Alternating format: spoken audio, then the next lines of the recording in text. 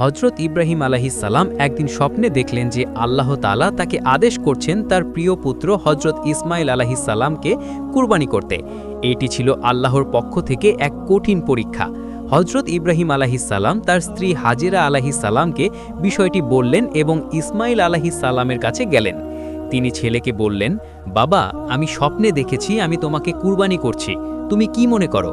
হজরত ইসমাইল আলাইহিসসালাম শান্তভাবে বললেন, আব্বাজান, আল্লাহ যা আদেশ করেছেন তাই করুন, ইনশাআল্লাহ আপনি আমাকে ধৈর্যশীল পাবেন।